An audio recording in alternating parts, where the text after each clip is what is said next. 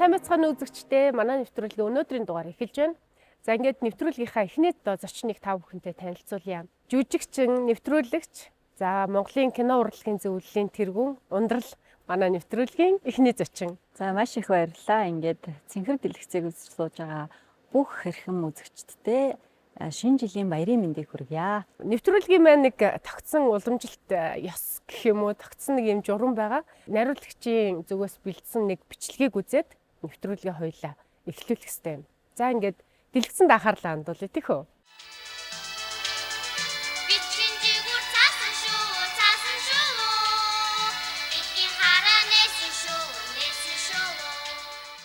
Мөнхийн ном гэж байдаг. Тэгвэл мөнхийн насан хутгийг олсон номын нэг бол Алиса гайхамшигын оронд ном юм. Зохиолч нь Льюис Кэррол гэдгийг газрын үе үеийн бяцхан уншигчид мань андахгүй. Тэгвэл уг номын зохиолч нь Льюис Кэррол биш, харин Чарльз Лучиж Дойчсон гэдгийг тэр болгон мэдэхгүй болов. Мэргэжлэн зохиолч биш Тони багш байжээ. Тэрээр Лондонгийн зохиолчдод шог зохиол бичиж өгч нуус нэрээр хэвлэж байжээ. Нэрээ латин гаригаар буулган байрыг нь сэлгүүлэн англи нэр болгон хөргүүлсэн нь Льюис Кэррол юм. Бүгдээ манай нэвтрүүлгийн цаг үгээр дуслаа. Ингээд манай нэвтрүүлэгт маань харь холоос хөрөлцөн ирсэн. Льюис Кэрролда танаас баярлсан талархснаа илэрхийлж энэ бяцхан зүйлийг гартуулъя. Баярлаа. Бүгдээ Алиса олон оронд очиж өшөө зөндөө олон гайхалтай зүйлтэй учирсан мэдээж. Ингээд хүүхдүүд багчууд та бүхэн Алисагийнхаа тухай үргэлжлүүлэн мэдхийг хүсэж байгаа бол Алиса гайхамшигын оронд номыг олж уншаарай. Баяртай хүүхдүүд. Баяртай. Ямар хөөрхөн бичлэг хаанаас олоотой бич бай. Монгол одоо манай энэ телевизийн бичлэг байна тий. Тий, Алтан сав мөрөгт байдаг цаасан шоу гэдэг нэвтрүүлгийн хэсгээс гарч ийн. Тэгэхээр та ер нь багасаа л юм нэвтрүүлэгч хөтлөгч болохыг хүсчээ тий.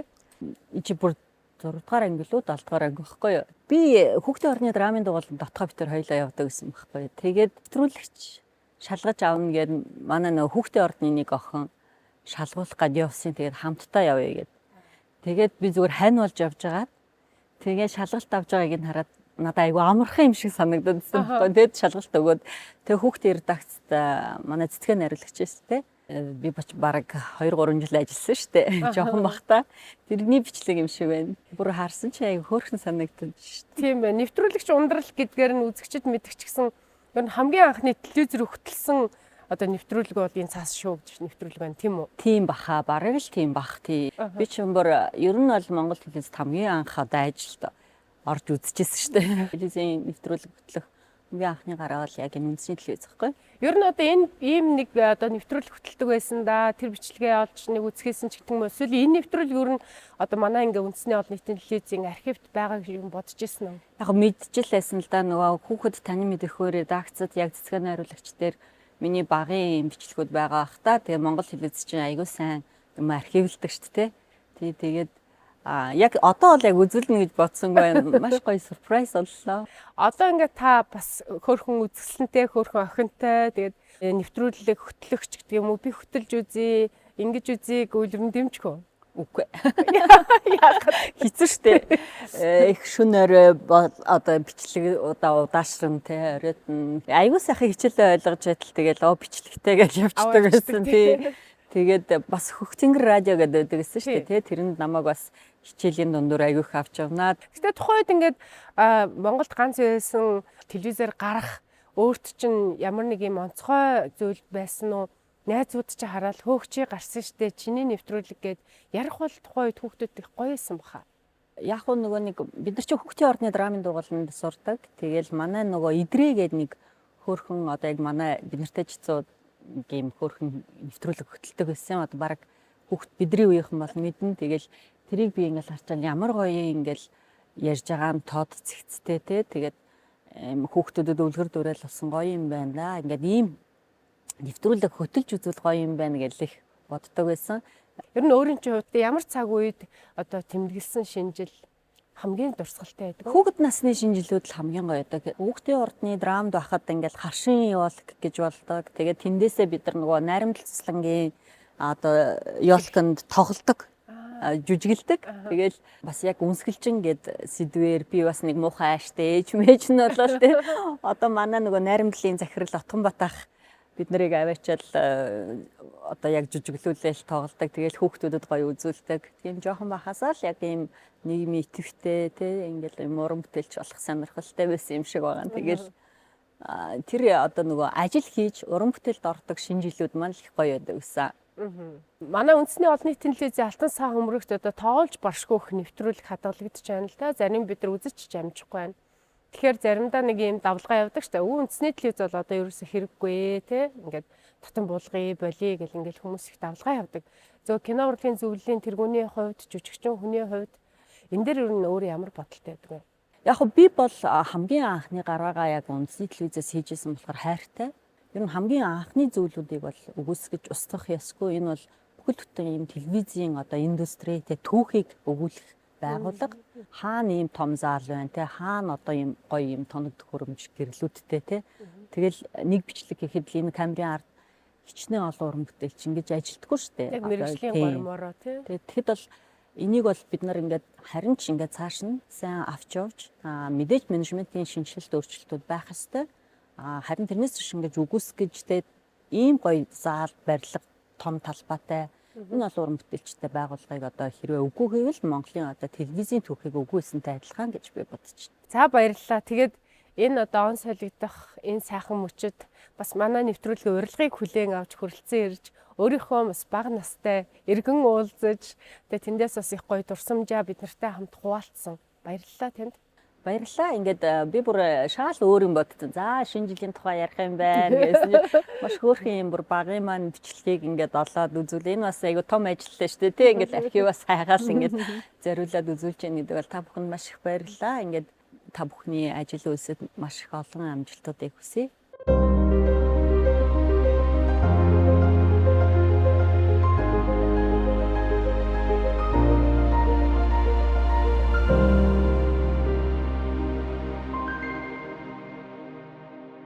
Зөв явах юм бол энэ замбуулын чинь маш зөөлхөн юм шүү дээ гэж уриалан дуулсан нэгэн авьяаслаг хүчмийн зохиолч манай нэвтрүүлгийн дараагийн хүндтэй зочны урилгыг авч тухлан саадсан байна. За танд энэ өдрийн мэнд хүргэе. За өдрийн мэнд хүргэе.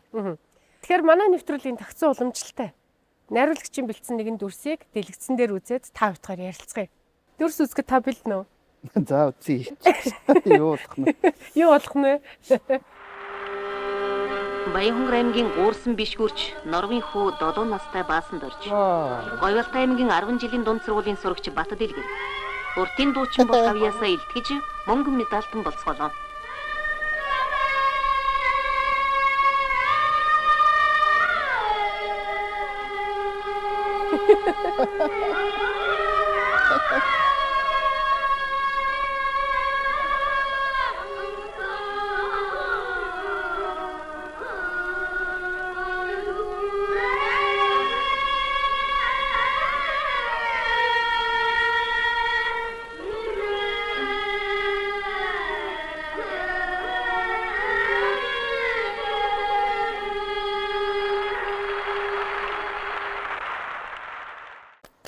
Алга ташин баяр хүргэе.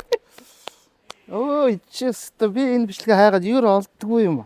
Ямар сонин гоё бичлэг үзүүлж юм чи. Энэ хөдсөн дээлтэй хурган малгайтай хүү бол 7 настай. Тий. 1982 та тий.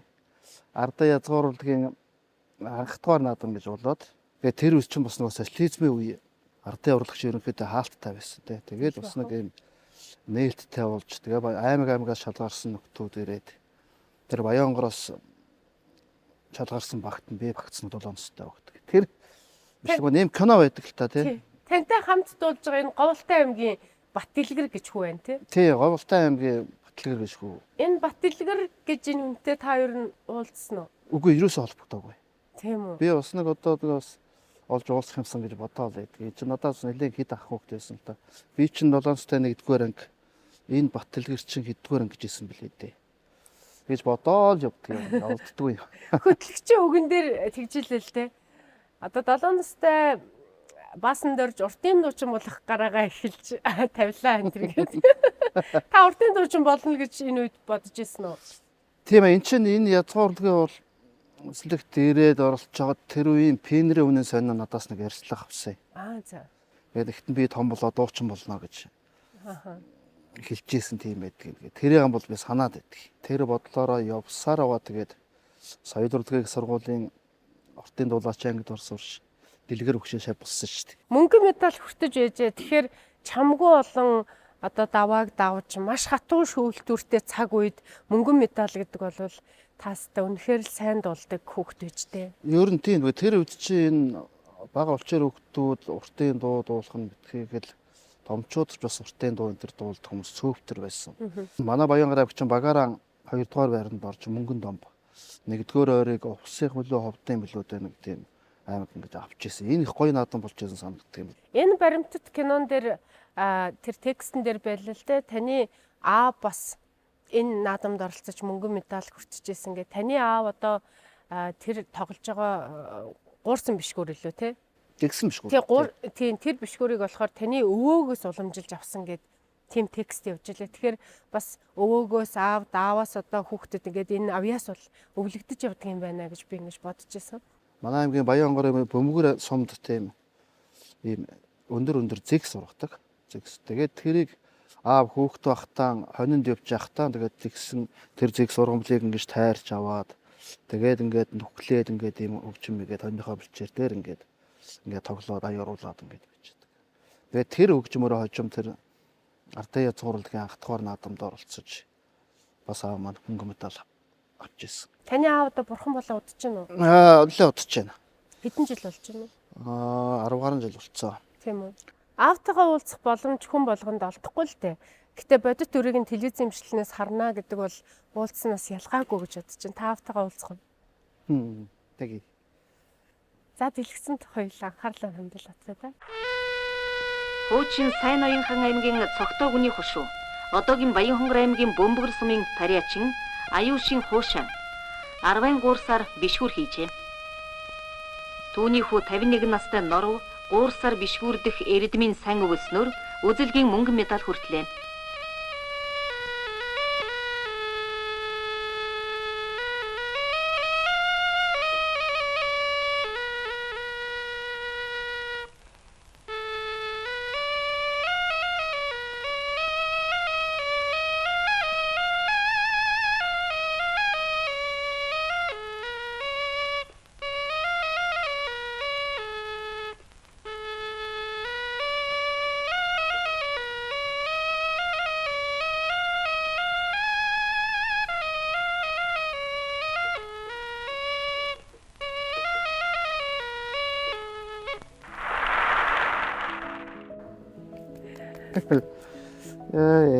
Аавтайгаа уулзсан юм шиг болов.